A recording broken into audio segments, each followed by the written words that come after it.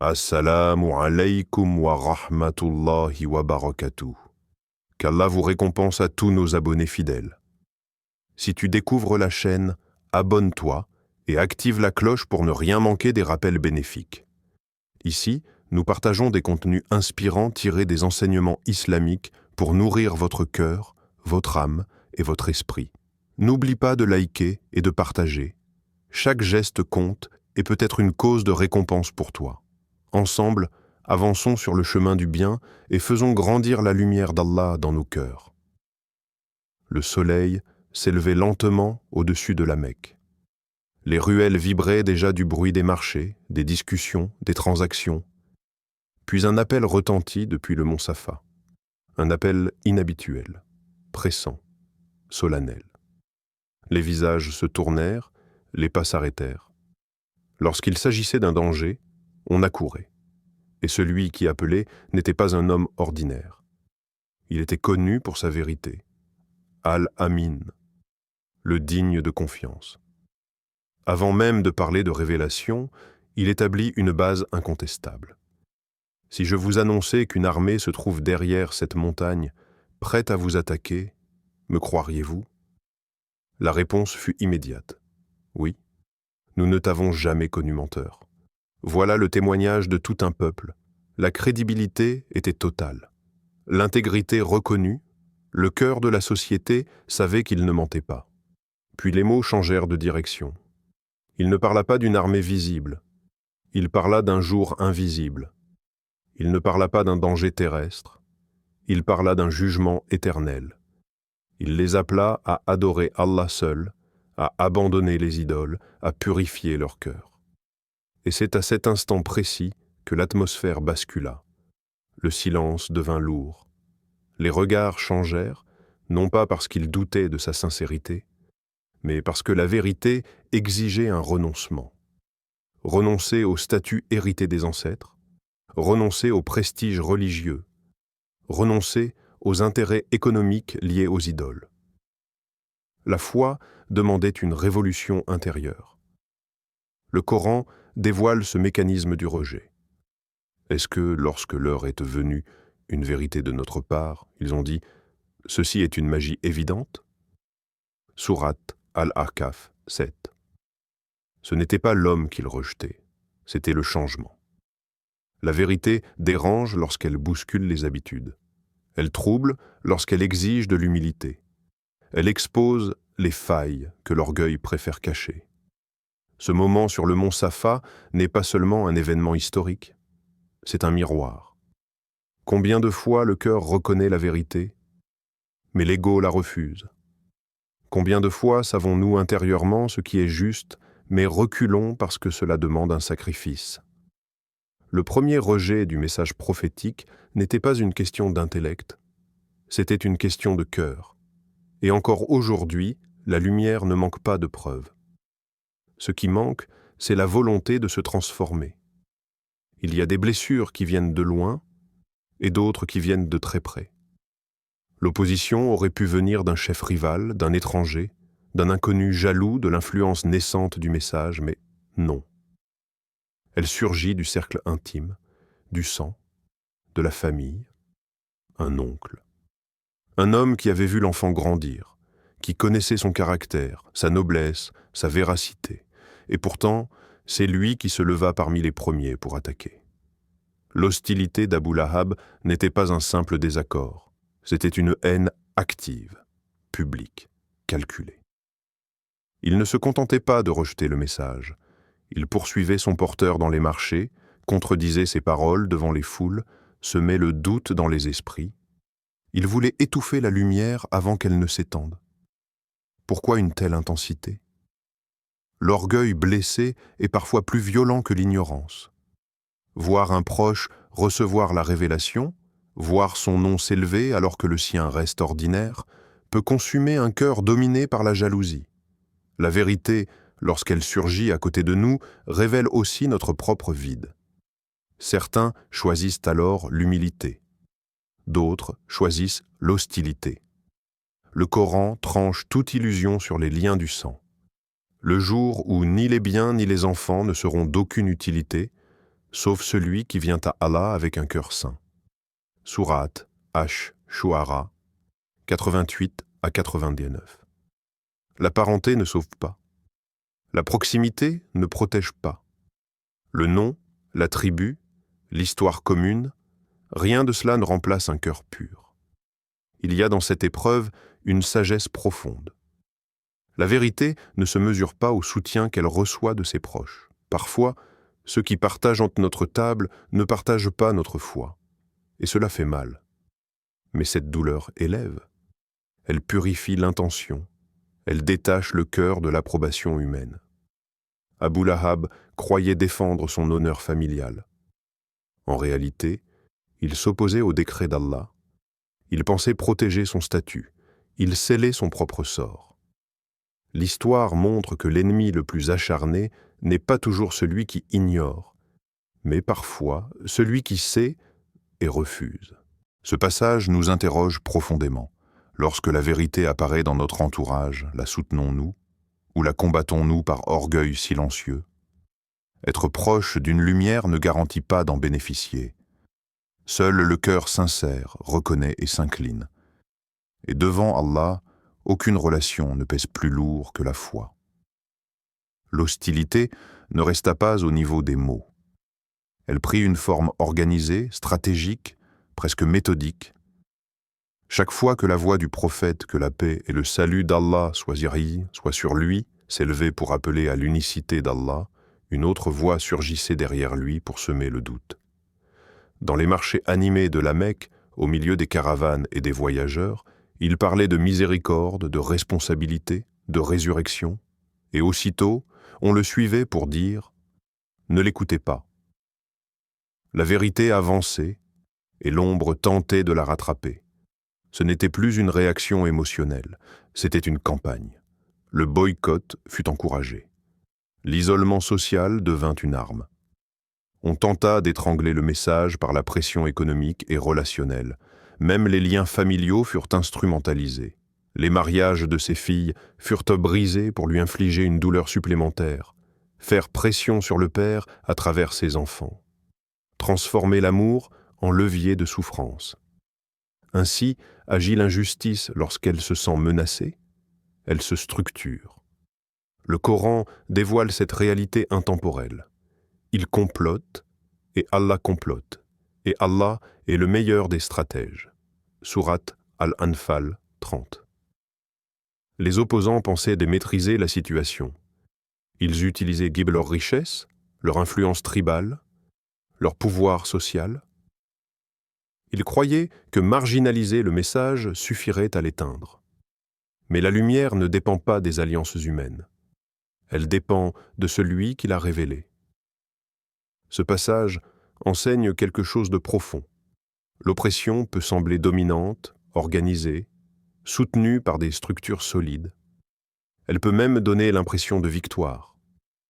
Pourtant, elle est fragile face au décret divin. Elle repose sur des calculs limités, alors que la sagesse d'Allah embrasse l'invisible. Et malgré la pression constante, malgré les insultes répétées, malgré l'isolement, le message ne s'est pas arrêté. Il n'a pas été adouci pour plaire. Il n'a pas été modifié pour apaiser les élites. Il a continué, pur, clair, ferme. Car la vérité n'a pas besoin d'être majoritaire pour être vraie. Dans chaque époque, ceux qui portent un message juste peuvent être confrontés à des systèmes qui cherchent à les réduire au silence. Mais l'histoire du début de l'islam rappelle une règle immuable.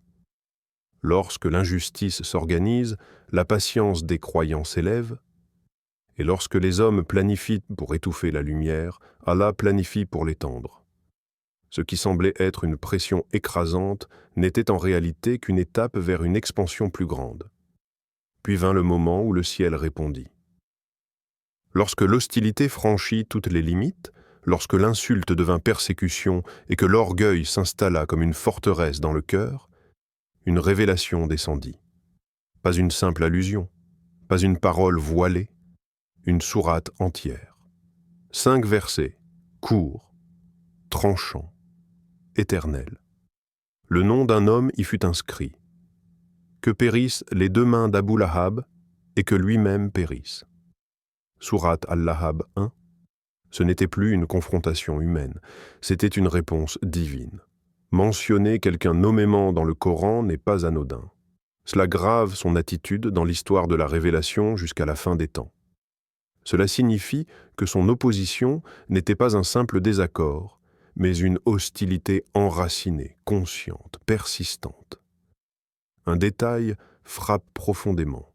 Le verset est formulé au passé, comme si la perte était déjà accomplie, comme si le décret était scellé. Cela révèle une vérité fondamentale. Lorsque la rébellion devient obstination face à une lumière évidente, la conséquence n'est plus incertaine. Et ici se dévoile l'un des aspects les plus puissants du miracle coranique. La sourate annonçait la perte définitive d'Abu Lahab. Or, il vivait encore. Pendant des années après la révélation, il aurait pu prétendre accepter l'islam, ne serait-ce que par stratégie, pour contredire le texte. Il aurait pu dire « Voyez, je me repens », cela aurait semé le doute, mais il ne l'a pas fait. Pourquoi ? Parce que le Coran ne parle pas au hasard. Il ne spécule pas. Il révèle ce que seul Allah sait, l'état final des cœurs. Dit « La vérité émane de votre Seigneur, que celui qui veut croit et que celui qui veut mécroit. » Sourate Al-Kahf 29. Abu Lahab choisit l'orgueil jusqu'au bout. Il confirma par sa propre vie ce que la révélation avait annoncé. Sa fin fut humiliante. Son pouvoir ne le sauva pas. Son nom resta associé à la perte. Cette sourate est plus qu'une condamnation. Elle est une preuve. Elle montre que le message ne tremble pas face à l'oppression. Elle montre que le temps ne contredit pas la parole d'Allah. Et elle interroge chaque cœur. Lorsque la vérité nous atteint clairement, que faisons-nous ? L'orgueil peut-il nous conduire à persister même face aux signes évidents ? La révélation d'Al-Lahab n'était pas seulement une réponse à un homme. C'était un rappel pour toute l'humanité. La lumière peut être combattue, mais elle ne sera jamais vaincue. Il est frappant que la condamnation commence par les mains, pas le visage, pas le nom en premier, pas le cœur, les mains. Dans le langage du Coran, rien n'est aléatoire. Les mains représentent l'action. Elles symbolisent la capacité d'intervenir dans le monde, de frapper, de saisir, de construire, de signer des alliances, de distribuer des richesses, d'écrire des stratégies. Les mains sont le prolongement visible de l'intention intérieure. Que périssent les deux mains d'Abu Lahab. Sourate Al-Lahab 1. Cela signifie que ses moyens d'action seront anéantis. Tout ce qu'il croyait contrôler deviendra inutile. Ses plans, ses influences, ses manœuvres sociales, tout cela tombera en ruine. Il avait utilisé ses capacités pour combattre la vérité. Il avait mobilisé sa position, son éloquence, son statut familial. Il pensait que ses mains étaient puissantes. Mais lorsqu'Allah retire la baraka d'une action, elle devient vide. Lorsqu'il décrète la perte, aucune stratégie ne peut inverser le cours. Le Coran rappelle cette loi universelle. Ils veulent éteindre la lumière d'Allah par leur bouche, mais Allah parachèvera sa lumière même si les mécréants détestent cela. Sourate As-Saf 8. Les mains peuvent te tenter d'éteindre. Mais la lumière appartient à celui qui l'a créée. Il y a ici un avertissement profond pour chaque époque. Nos compétences, notre intelligence, notre influence sociale, notre argent, notre réseau, tout cela est une force. Mais cette force est une amana, une responsabilité confiée. Elle peut servir la justice ou l'injustice. Elle peut défendre la vérité ou la combattre. Ce n'est pas la capacité qui condamne un être, c'est l'usage qu'il en fait. Lorsque les mains servent l'orgueil, elles deviennent un instrument de destruction. Lorsque les mains servent Allah, elles deviennent une source de récompense éternelle. Les mêmes doigts qui peuvent écrire des mensonges peuvent aussi écrire des paroles de sagesse. Les mêmes bras qui peuvent opprimer peuvent aussi secourir. La mention des mains détruites nous pousse à une introspection silencieuse. Que produisent nos actions? Que construisent nos efforts? Si nos œuvres étaient exposées aujourd'hui, seraient-elles une lumière ou une charge? Car au jour dernier, les mains témoigneront. Et ce jour-là, aucune puissance terrestre ne pourra protéger celui dont les propres actions auront scellé la perte. L'illusion de la richesse et de la descendance est un piège dans lequel tant de cœurs humains tombent, aveuglés par l'éclat du monde et par le poids des titres et des possessions. Abu Lahab, avec sa fortune et son influence, pensait pouvoir se soustraire à la vérité, se croire à l'abri de la justice divine. Mais le Coran, dans sa sagesse éternelle, nous rappelle que ce qui brille aux yeux des hommes n'a que peu de valeur devant Allah. Ni l'argent, ni le pouvoir, ni la multitude d'enfants ne peuvent protéger une âme de la conséquence de ses choix. L'illusion est profonde. On croit acquérir sécurité et bonheur à travers ce qui est éphémère, alors que ces mêmes choses disparaissent comme l'eau sur le sable. Beaucoup s'efforcent de bâtir des empires matériels ou d'accumuler des lignées et des titres, persuadés que cela constituera une armure contre l'inévitable. Pourtant, le Coran nous enseigne que cette certitude est trompeuse. Comme il est dit dans la sourate Al-Hadid, 57-20. Sachez que la vie d'ici-bas n'est que jeu, amusement, parure et fierté entre vous, et rivalité dans les richesses et les enfants. Ce verset expose la nature fugace des biens et des liens mondains. Ce que nous chérissons tant peut s'éteindre en un instant, et ce qui semble solide peut se révéler fragile face à la destinée tracée par Allah. Ainsi, chaque possession devient une épreuve et chaque enfant un test. Nous sommes mis à l'épreuve dans nos attachements, dans notre capacité à ne pas confondre abondance et sécurité, lignage et héritage spirituel. La vraie richesse, celle qui perdure, réside dans la foi, dans les actes justes, dans la bonté semée autour de nous et dans la proximité avec Allah. Interrogeons-nous, où avons-nous placé notre cœur? Dans l'éphémère ou dans l'éternel? L'accumulation matérielle peut donner un confort temporaire, mais elle n'offre aucune garantie face à la justice divine. Ce rappel est intemporel et universel. Même aujourd'hui, nombreux sont ceux qui courent après l'argent ou la reconnaissance sociale, pensant que ces conquêtes suffisent à sécuriser leur avenir. Et pourtant, la vérité demeure. La protection ultime est spirituelle. Non matérielle, l'âme ne se rachète pas par la richesse, ni par le nombre d'enfants, mais par la sincérité, la foi et la droiture. Que chacun examine ses priorités et choisisse de bâtir ce qui restera au-delà de la vie terrestre, ce qui ne s'éteint jamais et qui purifie le cœur des illusions du monde. Le rôle de l'épouse dans le soutien au mal révèle à quel point l'influence humaine peut amplifier le bien comme le mal. L'épouse d'Abu Lahab n'était pas simplement une spectatrice de l'injustice. Elle en était complice, apportant activement son énergie à nourrir la haine et l'opposition.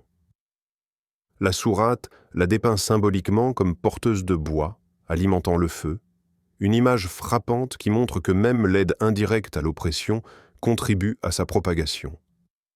Chaque mot, chaque geste de soutien au mal, aussi subtil soit-il, devient un lien dans la chaîne de l'injustice. Il ne s'agit pas seulement de l'action physique, l'encouragement, le silence complice ou le renforcement des mauvaises intentions sont autant de façons de participer à ce qui est interdit et nuisible. Le mariage, dans ce contexte, apparaît comme un miroir de choix et d'influence. Il peut devenir une alliance sacrée qui élève et guide vers le bien, ou une complicité silencieuse dans l'égarement.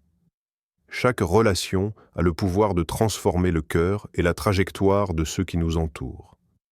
Comme le souligne la sourate An-Nisa 4.36, et adorez Allah et ne lui associez rien, et faites du bien aux parents, aux proches, aux orphelins, aux pauvres, aux voisins proches et aux voisins lointains. Ce verset nous rappelle que le bien dans les relations humaines n'est pas seulement de ne pas faire le mal, mais d'agir activement pour le bien, d'être un soutien qui protège et élève. Soutenir quelqu'un dans l'injustice, c'est partager son poids, prolonger sa chute et ajouter à la responsabilité de son acte. Inversement, guider vers le bien, même par de petits gestes, est une immense miséricorde qui peut transformer des vies. L'histoire de l'épouse d'Abu Lahab est un avertissement puissant. Le mal n'est pas toujours le fruit d'une seule personne. L'entourage, la famille, le partenaire peuvent renforcer ou freiner l'ego, les mauvaises habitudes et les injustices. Le feu de l'injustice grandit souvent avec ceux qui, par leurs paroles ou leurs actions, apportent du bois à l'ombre de la vérité. Ainsi, la vigilance sur nos relations est essentielle. Chaque engagement, chaque mariage ou partenariat devient une responsabilité spirituelle. Il nous appartient de choisir si nous voulons bâtir des ponts vers le bien ou devenir des instruments involontaires de l'égarement. En fin de compte, le message est universel et intemporel. Les relations influencent profondément nos choix et nos actions. Soyons conscients de la manière dont nous participons, directement ou indirectement, à ce qui se passe autour de nous. Le mal prospère avec le silence et le soutien, mais la miséricorde et le bien se répandent par la guidance et l'exemple. Une leçon intemporelle émerge de cette sourate, qui transcende les siècles pour parler directement à notre époque. Ce n'est pas seulement un récit historique, c'est un miroir qui reflète les défis de chaque être humain confronté à ses choix, à son orgueil et à ses alliances. La sourate nous rappelle que la responsabilité individuelle ne peut jamais être esquivée. Chaque mot que nous prononçons, chaque geste que nous posons, chaque encouragement ou silence façonne notre destin et celui des autres. L'ennemi le plus subtil n'est pas toujours celui qui frappe ouvertement, mais celui qui attise le mal, qui sème la discorde, ou qui alimente l'hostilité par le soutien, le conseil ou l'indifférence. Dans le monde moderne, cette leçon résonne avec une acuité particulière. Nous vivons dans une époque où l'influence circule à grande vitesse, où les opinions, les alliances et les encouragements peuvent propager soit la lumière, soit l'obscurité. Les réseaux sociaux, les cercles professionnels, les relations familiales ou amicales, chacun de ces espaces devient un terrain où nos choix éthiques sont testés. Sommes-nous de ceux qui nourrissent l'orgueil et l'injustice, ou de ceux qui soutiennent la vérité et la lumière? Comme le rappelle le Coran dans la sourate Al-Ma'un, 107, 1-3. As-tu vu celui qui traite de mensonge la religion? C'est bien lui qui repousse l'orphelin et n'encourage pas à nourrir le pauvre. Cette parole met en lumière que le rejet de la justice et du bien, même par l'inaction ou l'indifférence, est un soutien au mal. Chaque alliance que nous formons, chaque mot que nous prononçons, chaque position que nous adoptons face à la vérité porte un poids moral. La sourate nous invite à un examen honnête et courageux de nos attitudes. Où se trouve notre cœur? Est-il aligné avec la lumière ou complice des flammes que nous prétendons ignorer? Cette vigilance n'est pas une simple recommandation. Elle est une protection de l'âme contre les conséquences invisibles mais puissantes de nos choix. En appliquant ces enseignements aujourd'hui, nous comprenons que la sagesse de cette sourate n'a jamais été obsolète. Le mal prospère dans le silence, l'indifférence et l'orgueil, tandis que la lumière grandit grâce à l'encouragement, à la justice et à la sincérité. Nous sommes constamment appelés à être conscients de notre rôle, choisir de soutenir le bien, élever la vérité, et corriger notre propre trajectoire avant qu'il ne soit trop tard. Chaque moment devient ainsi une opportunité de s'aligner sur ce qui perdure et sur ce qui est agréé par Allah. Alors que nous méditons sur les leçons de cette sourate, nos cœurs se tournent vers celui qui voit l'invisible et pèse les intentions. Qu'Allah purifie nos cœurs de l'orgueil et de la jalousie, qu'il nous aide à reconnaître nos faiblesses et à les transformer en humilité. Qu'il nous protège de devenir un obstacle à la vérité, de nourrir sans le savoir les flammes de l'injustice ou de l'égarement. Nous lui demandons de faire de nos mains des instruments de bien, des moyens de compassion et de service, et non des armes de destruction ou de malveillance. Que nos foyers deviennent des havres de paix et de guidance, et que les époux s'unissent dans le soutien de la foi et la bienveillance, plutôt que dans l'injustice et l'indifférence. Comme il est dit dans la sourate Al-Furqan, 25-74, « Et ceux qui disent « Seigneur, fais de nos épouses et de nos descendants la joie de nos yeux, et fais que nous soyons des dirigeants pour les pieux. » Ce verset résonne avec notre désir le plus profond. Voir notre vie et nos proches alignés avec la lumière et la guidance. Qu'Allah nous accorde une fin meilleure que notre commencement, qu'il transforme nos erreurs en leçons et nos épreuves en purification. Qu'il nous rassemble parmi les véridiques le jour où ni richesse ni enfants ne seront utiles, sauf un cœur pur, sincère et tourné vers lui. Amen. Merci d'avoir regardé ce rappel jusqu'à la fin. Abonne-toi à la chaîne, like et partage, car chaque personne touchée par ce message peut être une sadaka jariya pour toi. Aidons-nous à propager le savoir, à éclairer les cœurs et à rapprocher les âmes d'Allah.